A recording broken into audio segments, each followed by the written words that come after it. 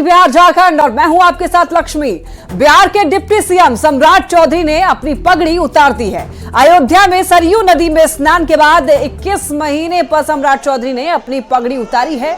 तस्वीर आप देख सकते हैं, एक्सक्लूसिव तस्वीर है। और उसके बाद उन्होंने पगड़ी प्रभु श्री राम के चरणों में समर्पित किया है।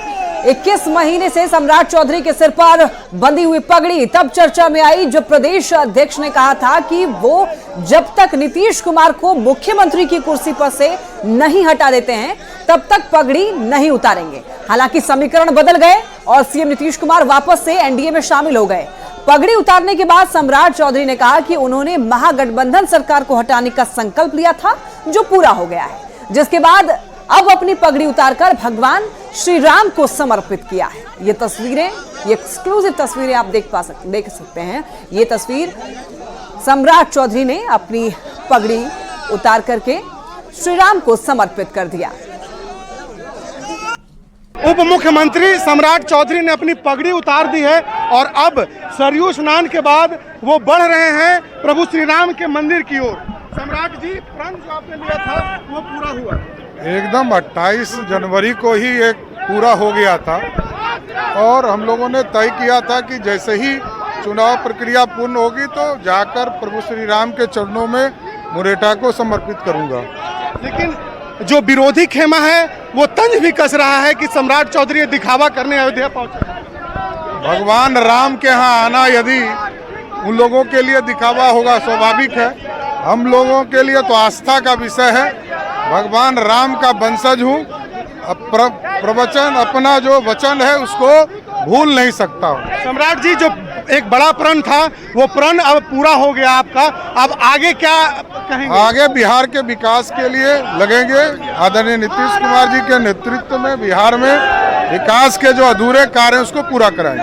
अब प्रभु श्री राम के चरणों में अपनी पगड़ी को रखेंगे? जी जी, जरूर। तो बिल्कुल देखिए, सम्राट चौधरी हमारे साथ थे।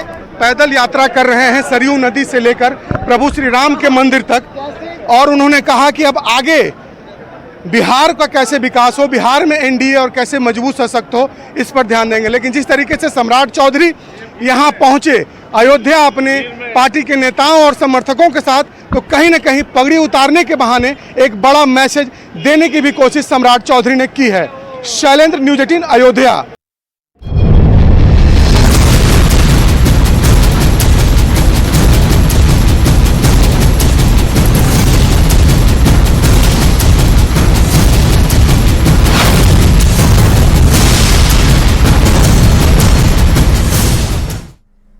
बिहार में मानसून की लगातार बारिश और नेपाल की नदियों के बढ़ते जलस्तर के बाद उत्तर बिहार की नदियां उफान पर हैं। कोसी, बागमती, कमला बलान, महानंदा, अधवारा और परमान नदी भी उफान पर है। कई जगहों पर पानी खतरे के निशान को पार कर गए हैं। गंडक नदी का जलस्तर चेतावनी स्तर के पार चला गया है। ये देखिए, 5 तस्वीर आपको दिखा रहे हैं। नेपाल में हो रही बारिश से बिहार की नदियां उफान पर हैं। गोपालगंज में नदी का जलस्तर तेजी से बढ़ रहा है। पतहरा में जलस्तर बढ़ता देखकर जल संसाधन विभाग ने सभी इंजीनियर्स को अलर्ट रहने के निर्देश दिए हैं। पूर्णिया के अमौर में कटाव कहर बरपा रहा है। परमान नदी से सटे कई घर नदी के कटाव में समा चुका है, तो वहीं कई घरों पर कटाव का खतरा मंडरा रहा है। लोग अपने अपने घरों को छोड़कर सुरक्षित स्थानों पर जाने के लिए मजबूर हैं। तो नदी के जलस्तर बढ़ने की वजह से स्कूल और आंगनबाड़ी केंद्रों पर भी कटाव का जो खतरा है वो मंडरा रहा है। नवादा में भी 2 दिनों से रुक रुक कर बारिश हो रही है, जिससे जिले में बहने वाली सकरी, तिलैया नदी समेत कई नदियों के जल स्तर में जो है वो काफी वृद्धि हुई है। गोविंदपुर के सकरी नदी के जलस्तर में बढ़ोतरी के कारण कई गांव का संपर्क प्रखंड मुख्यालय से टूट गया है। बगहा में लगातार हो रही बारिश के बाद पहाड़ी नदियों के जलस्तर में वृद्धि दर्ज की गई है। जंगल से निकलने वाली मनोर और भपसा नदी में उफान के बाद कई गांव का संपर्क टूट गया है। मुजफ्फरपुर के कई इलाकों में बाढ़ की स्थिति को देखते हुए जिला प्रशासन ने तैयारी शुरू कर दी है। मुजफ्फरपुर के कई इलाकों में बाढ़ की स्थिति को देखते हुए जिला प्रशासन ने तैयारी शुरू कर दी है। बागमती, गंडक और बूढ़ी गंडक में जलस्तर की बढ़ोतरी को देखते हुए तैयारी पूरी कर ली गई है। प्रशासन की तरफ से अधिकारियों के साथ बैठक करके अधिकारियों को आवश्यक निर्देश भी दिए गए हैं। सरकारी नाव की मरम्मत के साथ साथ 125 नाव का रजिस्ट्रेशन भी कराया गया है। साथ ही आपको ये भी बता दें कि एसडीआरएफ, एनडीआरएफ की टीम भी जो है अलर्ट मोड पर है। बाढ़ वाले इलाकों में जरूरत के सामान की पूर्ति कर दी गई है। बिहार के कई जिलों में लगातार बारिश हो रही है। मौसम विभाग ने बारिश को लेकर के कई जिलों में ऑरेंज अलर्ट भी जारी किया है, जिस कारण नदियों का जलस्तर भी लगातार बढ़ रहा है। तो देखिए, कई जिलों में झमाझम बारिश और इसकी वजह से 22 जिलों में बारिश को लेकर के अलर्ट जारी किया है। और आपको ये भी बताते चलें कि मौसम विभाग ने ऑरेंज अलर्ट जारी कर दिया है, आपको बता दें कि बारिश लगातार हो रही है, जिस कारण नदियों का जलस्तर भी बढ़ रहा है, जिससे बाढ़ का खतरा वो बढ़ गया है। जल संसाधन विभाग भी अलर्ट मोड पर है और विभाग के जो इंजीनियर्स हैं उनको अलर्ट रहने का निर्देश जारी किया गया है। ज्यादा जानकारी दे रहे हैं न्यूज 18 संवाददाता आनंद अमृतराज। बिहार में मानसून की बारिश लगातार हो रही है और बिहार के कई जिलों में पिछले कुछ दिनों से लगातार बारिश हो रही है, जिसके वजह से मौसम तो सुहाना हुआ ही है, साथ ही कई नदियों में उफान भी देखा जा रहा है। और बारिश को लेकर मौसम विभाग ने जो भी भविष्यवाणी की है, बिहार के 26 जिलों में बारिश को लेकर ऑरेंज अलर्ट जारी किया गया है। जाहिर सी बात है, बिहार में मानसून पूरी तरीके से मेहरबान है और न सिर्फ आम लोगों को गर्मी से राहत मिली बल्कि किसानों को भी काफी फायदा मिला है। और नेपाल से जो नदियां आती हैं, बारिश की वजह से बागमती और गंडक सहित कई नदियों में जबरदस्त उफान देखा जा रहा है। और मौसम विभाग के माने तो आने वाले 6 जुलाई तक बिहार के कई जिलों में जबरदस्त बारिश होने की संभावना है और लगभग कई जिलों में बारिश को लेकर ऑरेंज अलर्ट भी जारी किया गया है। और अगले 48 घंटे के बारे में मौसम विभाग ने भविष्यवाणी की है कि बिहार के कई जिलों में न सिर्फ तेज बारिश होगी बल्कि पारा भी काफी गिरेगा। विभाग की जो भविष्यवाणी है, तो कई जिलों में अभी 6 जुलाई तक जबरदस्त बारिश होने की पूरी संभावना है और जिसकी वजह से कई नदियों में उफान आने की भी संभावना है। लेकिन अच्छी बात यह है कि लगातार हो रही बारिश की वजह से किसानों को बड़ी राहत मिली है और रोपनी में उन्हें काफी मदद मिलेगी। लेकिन एक तरफ उत्तर बिहार के कई नदियों में धीरे धीरे जलस्तर में बढ़ोतरी होने से बाढ़ का खतरा भी मंडराने लगा, वहीं दूसरी तरफ दक्षिण बिहार में जबरदस्त बारिश की वजह से किसानों को राहत मिली है। कैमरामैन दीपक के साथ आनंद अमृतराज, न्यूज 18 नेटवर्क, पटना। सिवान के गंडकी नहर पर बने पुल का अंतिम छोर धंस गया। पानी के तेज बहाव के कारण पूरे पुल के धंसने की भी आशंका जताई जा रही है। पुल के अंतिम छोर के धंसने के कारण लोगों को आने जाने में परेशानी हो रही है। हालांकि पुल के अगल बगल पानी का कटाव नहीं हो इसके लिए पुल बांधने की कोशिश भी लगातार की जा रही है। पुल के मरम्मत की कोशिश लगातार जारी है, लेकिन ये तस्वीर आप देख सकते हैं कि किस तरीके से यहाँ पर पुल जो है वो धंस गया है। लोगों को आने जाने में परेशानी हो रही है। पुल के अंतिम छोर के धंस जाने की वजह से लोगों को परेशानी हो रही है। आपको बता दें कि मिट्टी की कटाई की वजह से गिरा है, बहुत ज्यादा काट दिया गया है यहाँ पुल के पास में, उसी की वजह से गिर गया है। और हम लोग के दुकान पे वही आने जाने का रास्ता हम लोग का पूरा हो गया, बंद हो गया। गंडक की दोष है, गंडक यहाँ छोटा पुल ज्यादा काट दिया गया इसलिए फंस गया। मतलब मिट्टी के कटाई के कारण फंस गया। अच्छा, पुल कब बना हुआ था ये? 2004 या 5 में। तो गंडकी नहर पर बने पुल का अंतिम छोर धंस गया है। तस्वीर में भी आप साफ तौर पर देख सकते हैं कि यहाँ पर पुल धंस गया है और लोगों को परेशानियों का सामना करना पड़ रहा है। लोग एक तरफ से दूसरी तरफ नहीं जा पा रहे हैं। देख सकते हैं आप, कभी भी यहाँ पर बड़ा हादसा हो सकता है। ज्यादा जानकारी देंगे संवाददाता मृत्युंजय हमारे साथ जुड़ रहे हैं। मृत्युंजय, देखिए, सिवान के गंडकी नहर पर बने पुल का जो छोर है, अंतिम छोर, वो धंस गया है।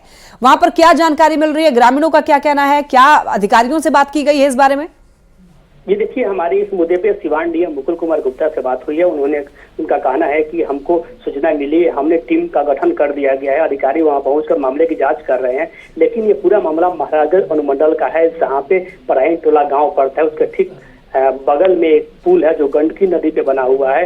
वो पुल का अंतिम छोर धंस गया है। बताया ये जा रहा है कि पानी के तेज बहाव के कारण ये पुल धंसा है। हालांकि पुल धंसने के बाद कई गाँवों का आवागमन पूरी तरह से बाधित हो गया है। ग्रामीण सब्सिट्यूट व्यवस्था की मांग कर रहे हैं, एक अन्य पुल की मांग कर रहे हैं, कोई व्यवस्था किया जाए ताकि जो गाँव के लोग हैं उनकी आवागमन हो सके। जी मृत्युंजय, ये घटना कब की है? पुल कब धंसा है?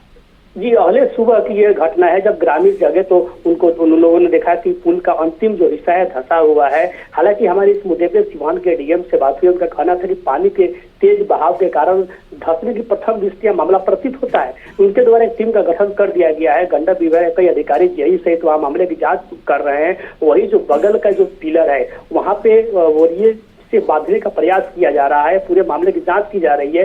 और ठीक इसके बगल में एक 10 दिन रोज पहले एक पुल धंसा था जो गरौली गांव का है। तो ये उस पंचायत में यानी कहा जाए तो 10 किलोमीटर के अंदर ये दूसरी पुल गिरने की घटना है। जी ठीक है मृत्युंजय, बहुत धन्यवाद आपका तमाम जानकारियों के लिए।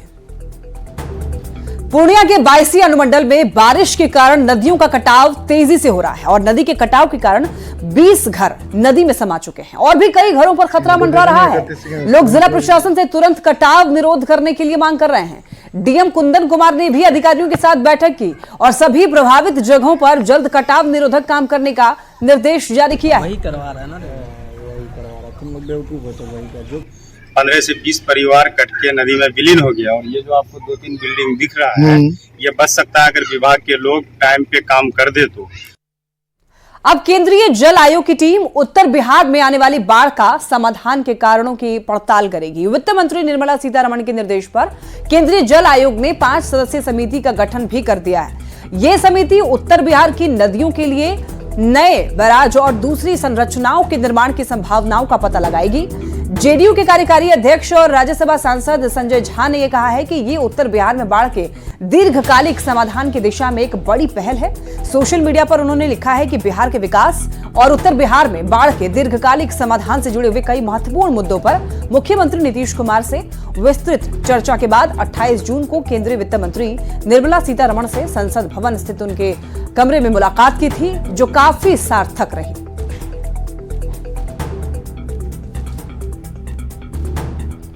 आरा शहर में बरसात की पहली ही बारिश में नगर निगम के दावे की पोल खुल गई है। आरा शहर की सड़कें जलमग्न है। सड़कों पर पानी भर जाने से लोगों को काफी परेशानी हो रही है। शहर के शिवगंज से बस स्टैंड तक जाने वाली सभी सड़क पानी में डूब गए हैं। जान जोखिम में डालकर लोग सड़कों पर चलने के लिए मजबूर हैं। तस्वीरों में आप साफ तौर पर देख सकते हैं कि सड़कों पर पानी भरा हुआ है, जलजमाव की स्थिति बनी हुई है।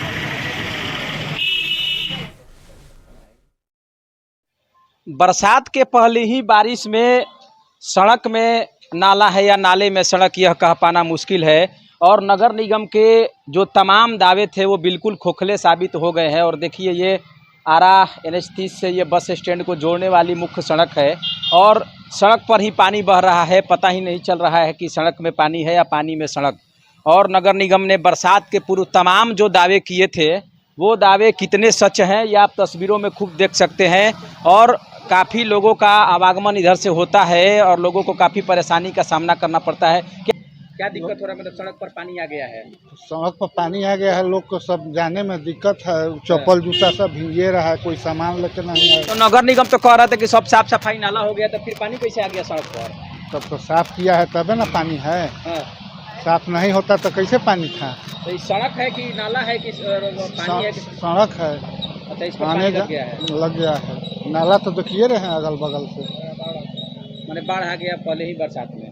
ये गया। हाँ तो मौसम आ गया तब आ गया। आप बताइए कैसे आते जाते हैं आप लोग? दावा तो जरूर कर रहे हैं। इसी में तैर कर आते जाते हैं पानी में। हाँ, लग पानी तो क्या लगे है नहीं, तो 4-5 घंटा लगा सर पानी निकलने में। तो नगर निगम तो बोल रहा था कि सब नाले की सफाई करा दिया। एक नाला है नहीं, सफाई कहाँ से करा दिया? नाला आपको दिख रहा है कहीं? तो बाइक वाले तो गिर जाते होंगे एकदम। चंदन कुमार, न्यूज 18 भोजपुर। दरभंगा में नेपाल से छोड़े गए पानी का असर अब दिखने लगा है। जिले की नदियों में पानी बढ़ने लगा है। शहरी तटबंध के किनारे कई घर अभी भी कटाव के निशान पर हैं। जल संसाधन विभाग ने घाट बना दिया है, जिससे अब राहत है, लेकिन लोगों को अपने घर नदी में समा जाने का डर लगातार बना हुआ है। ज्यादा जानकारी दे रहे हैं न्यूज 18 संवाददाता विपिन कुमार। दरभंगा में भी बाढ़ का खतरा मंडराने लगा है। कारण ये है कि बागमती नदी में जल स्तर बढ़ना शुरू हो गया है। अभी हम जो मोहल्ले में हैं ये वाजिदपुर का इलाका है, शहरी तटबंध है और शहर के जो बगल से ये नदी गुजरती है। ऐसे में जो शहरी तटबंध है उसको जोड़ते हुए ये नदियां जो है जाती है। लेकिन देखा जाए तो इस नदी से कई तरह के कटाव होते आए हैं। अभी जो आपको दिखाया जा रहा है ये वाजिदपुर मोहल्ले का है, जहां पर लगभग सैकड़ों घर इस जद में थे कि कभी भी इस नदी में मकान समा सकते थे, घर समा सकते थे। दर्जनों घर ऐसे थे जो नदी में समा चुके थे। अभी भी कई घर ऐसे भी हैं जो अभी भी कटाव के रडार पर हैं। आप देख सकते हैं कि नदी में जो जलस्तर है बढ़ना शुरू हो गया है। ऐसे में यहाँ के वार्ड पार्षद हैं, उन्हीं से जान लेते हैं कि आखिर क्या स्थिति है मोहल्ले की। और ये बताते चले कि ये नदी की जलस्तर बढ़ने से यहाँ निचले इलाके के जो वार्ड हैं 8, 9, 10 ये तीनों वार्ड तुरंत पानी से जो है बाढ़ इलाके से घिर जाता है, यहाँ पानी आ जाता है। हमारे साथ वार्ड पार्षद है, क्या स्थिति है इस बार पानी का?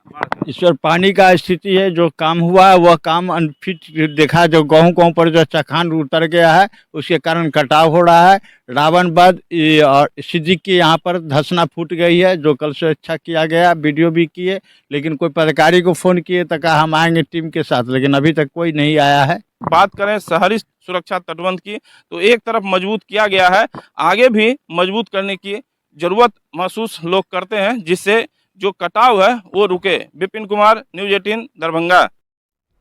सूरत क्राइम ब्रांच को एक बड़ी सफलता मिली है। आपको बता दें कि शार्प शूटर सुधांशु सिंह भूमियार गिरफ्तार कर लिया गया है। 1.5 महीने पहले गैंगवार हुआ था, मुजफ्फरपुर में ये गैंगवार हुआ था। हिमांशु ठाकुर की हत्या कर दी गई थी। 5 शार्प शूटर ने हत्या की थी। सुधांशु सिंह मुख्य आरोपी था। बता दें आपको 25,000 का इनामी है सुधांशु। आरोपी 20 दिन पहले सूरत आया हुआ था, अपने चचेरे भाई आदित्य के साथ रह रहा था। तो सूरत क्राइम ब्रांच की ये बड़ी कार्रवाई, आपको बताते चले बड़ी सफलता मिली है सूरत क्राइम ब्रांच को। बता दें आपको शार्प शूटर सुधांशु सिंह भूमिहार को दबोचा है, गिरफ्तार कर लिया है। 1.5 महीने पहले गैंगवार हुआ था मुजफ्फरपुर में, हिमांशु ठाकुर की हत्या की गई थी। 5 शार्प शूटर ने हत्या की थी। सुधांशु सिंह मुख्य आरोपी था इसमें। वहीं आपको बता दें कि 25,000 का इनामी है सुधांशु, और आरोपी 20 दिन पहले सूरत आया हुआ था, अपने चचेरे भाई आदित्य के साथ रह रहा था।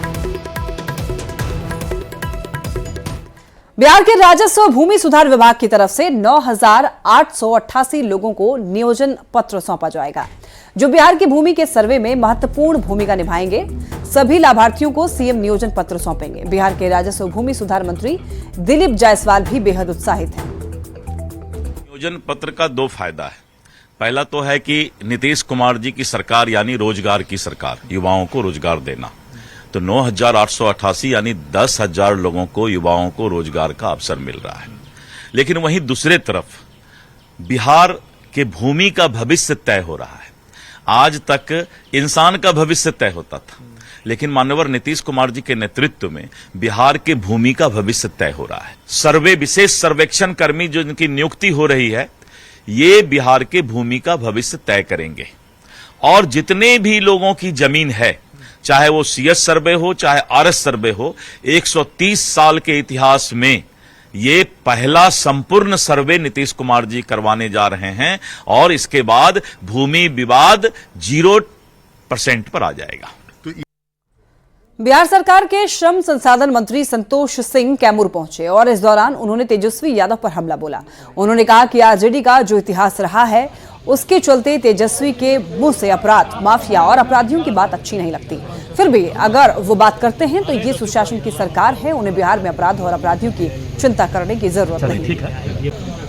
देखिए, तेजस्वी यादव जी जिस बैकग्राउंड से आते हैं, जो उनकी परिवार की पार्टी रही है, उनकी जो पार्टी की बैकग्राउंड रही है, उनको अच्छा, उनके मुझसे अच्छा नहीं लगता कि वो अपराधी पे बात करें, माफिया पे बात करें, अपराध पे बात करें। फिर भी अगर करते हैं तो ये सुशासन की सरकार है, इनकी चिंता उनको करने की जरूरत नहीं। राजस्व एवं भूमि सुधार मंत्री दिलीप जायसवाल ने तख्त श्री हरमंदिर में मत्था टेका। गुरुद्वारा प्रबंधक कमेटी ने उन्हें शिरोपा भेंट कर सम्मानित किया, और इस मौके पर मंत्री दिलीप जायसवाल ने गुरु महाराज से जुड़ी हुई स्मृतियों के दर्शन किए। वहीं गुरुद्वारा प्रबंधक कमेटी के सदस्यों ने बिहार के कई जगहों पर नानकशाही संगत के नाम से खाली पड़ी जमीनों पर स्कूल, कॉलेज और अस्पताल खोले जाने को लेकर जमीनों को गुरुद्वारा प्रबंधक कमेटी को सौंपे जाने की मांग की।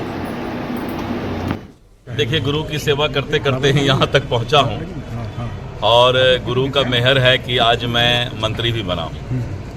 तो मत्था टेकना, उनकी सेवा करना मेरा धर्म है, और वैसे भी सिक्खी मेरे रग रग में बसा हुआ है। तो आज मैं गुरुद्वारा साहब में मत्था भी टेका, दर्शन भी किया, और साथ साथ जो सिख संगत के ज़मीन के कुछ समस्याएं थी उनको भी सुना।